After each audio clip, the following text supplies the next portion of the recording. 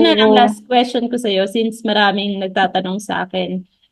Pwede mo bang ibigay yung range ng salary ng nurse na nag-work sa Zurich? Sa Zurich, which is high ang cost of living and Mhm. mataas din naman ang mga bigayan sa Zurich even though isa sa Mhm. pinakamataas na high cost of living. So yung range lang, for example, your starting salary nurse and yung may experience nurse.